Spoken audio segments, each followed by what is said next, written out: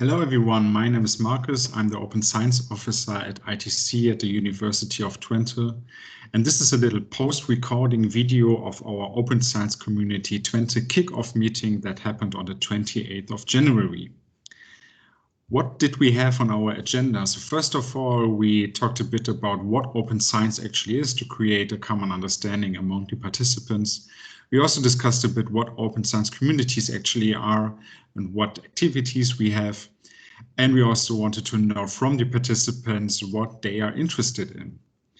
But first of all, I asked the participants to complete a little survey. So we wanted to know a bit more about our participants, who they are, where they come from, and what the connection to open science is.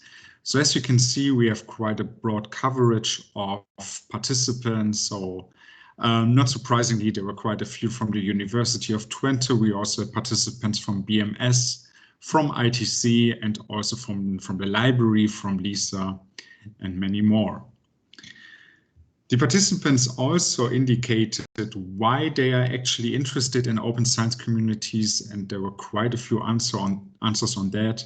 So some were just curious about what is going on in the context of open science.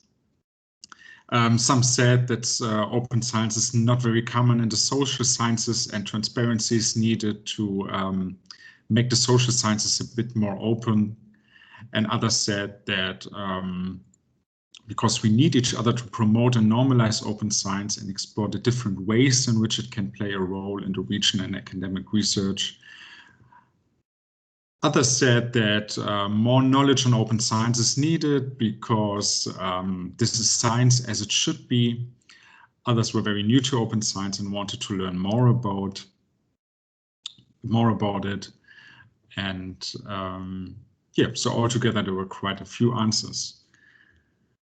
What is actually open science? So first of all, there are quite a few very common aspects that are mentioned when we talk about open science. So first of all, open access, so users gain full, immediate and unrestricted access to scientific publications. Another common open science practice is open data. So data should be accessible in accordance with good data governance. For example, the FAIR principles, which means that data are stored in a findable, accessible, interoperable and reusable way. It's also about open software and hardware, so software should be accessible under an open license, and the same with physical objects, with the hardware. Another point is open science or open source infrastructure, so any kind of digital infrastructure that is needed to support open science. For example, platforms or repositories to store data. And these repositories should be also non-profit and guarantee permanent and unrestricted access to everyone. Another point is open evaluation, which has basically two dimensions. So first of all, the transparent and participatory peer review process. This process might disclose the identity of a reviewer, but this is not a must. It's more important that the actual reviews are publicly available. Another dimension regarding open evaluation is the evaluation of a researcher's output or researchers in general when it comes to hiring, for example. So in the so-called spirit of open science, we would like to get away from these quantitative metrics like H-index, number of publications, and journal impact factors, but consider more the quality of the research. So how transparent is the research? Are there any collaborations going on, maybe even in the context of citizen science? Then open education, which means that the learning, teaching, and research materials should be freely and openly accessible, reusable, and redistributable. Open engagement of societal access, which is also known as citizen science or participatory science. So it's about involving people outside science. And this might be very important in these days where many people deny science or scientific results, so it's even more important to engage the public. And finally, openness and diversity of knowledge. So science should also recognize the richness of diverse knowledge systems, holders and producers. For example, the knowledge of indigenous people. I personally like this definition a lot because it does not only focus on the most common open science practices like open access and open data. It also does not only focus on the technical aspects in open science, but also societal factors. So it's a very complete definition. So now that we know what open science actually is, so who is in charge for open science? So the UNESCO recommendation draft on open science also listed a couple of stakeholders, so of course researchers, but also publishers and editors, so technical stuff is also included, information scientists, funders, and also the public. So this raises the question, is actually everyone involved in open science?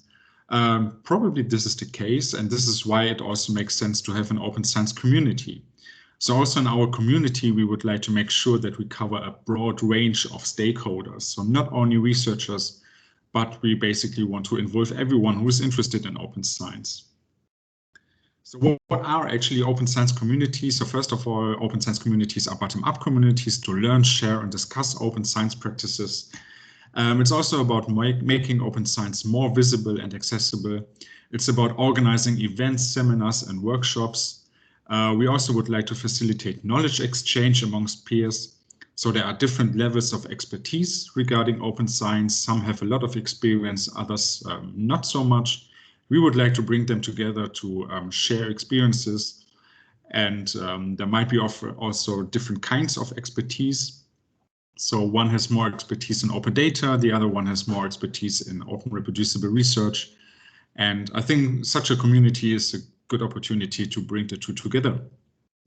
Then we also support member initiatives focused on open science practices, and we also connect with international open science communities. So there are quite a few open science communities in the Netherlands and also outside the Netherlands, and we connect to them as well. It's important to mention that an open science community is open to everyone who would like to ask questions, to look for support. We also are welcome contributions that share positive or negative experiences. So we also are interested in negative experiences. We also acquire skills to, we also help to acquire skills to make research more open. And finally, as I mentioned before, we would like to connect with other enthusiasts. One aspect that is very important is that an open science community is not an expert club. So we welcome everyone who is interested in open science. That's the only requirement. Be open-minded and then you can join. It doesn't matter if you have a lot of experience in open science or if you have just started with thinking about open science. Everyone is welcome and everyone can share experiences, concerns, doubts, and or simply ask questions. We are not the first open science community. There are already quite a few in the Netherlands, as you can see on this map. And as I mentioned earlier, we also connect to them. So we speak to the founders of the other open science communities. We have a founding team. So these four started with the open science community in Twente. First of all, Raúl Zorritamira.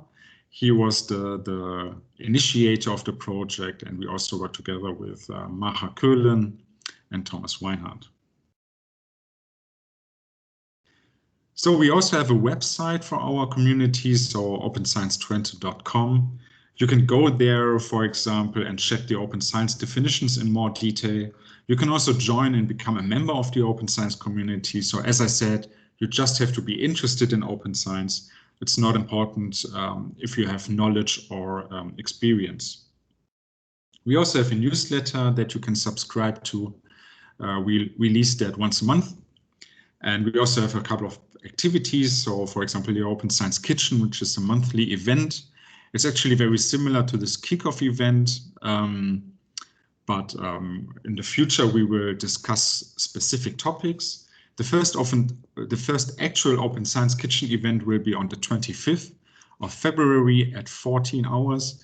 We will discuss the benefits and limitations of pre-registrations. We also have blog posts. There are already 2 blog posts out. So one is about the Open Science Day. The other one is about the Citizen Science Conference that happened last year at the university. So summing up a bit the activities that we have. So we organize workshops, we organize hackathons. If there's not a pandemic, we are also keen on organizing social activities where we can also meet in person and maybe have a drink or just meet in person and discuss something. As I mentioned on the previous slide, we also have the Open Science Kitchen events or the monthly events. We also have a website, blog posts, a newsletter, and a Twitter account.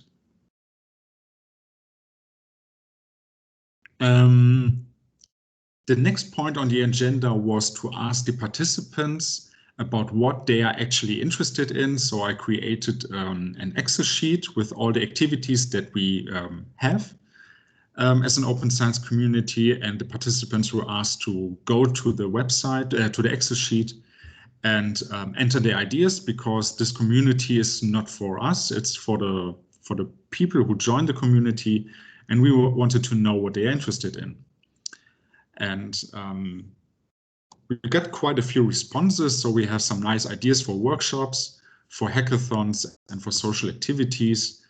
And we are, of course, very keen to organize these events. We also had a couple of ideas for Open Science Kitchen events. So as I said, the first one will be about pre-registration and the benefits and limitations of pre-registering studies. We also have some new content for websites and blog posts. So there's plenty of work for us, and we are happy for that, of course. And finally, we provided some information on what we can do in the context of open science regarding funding. So there's a funding opportunity by NWO, by Wellcome Trust, and by Einstein. And there's also the International Data Week, where we can also submit sessions or proposal for sessions.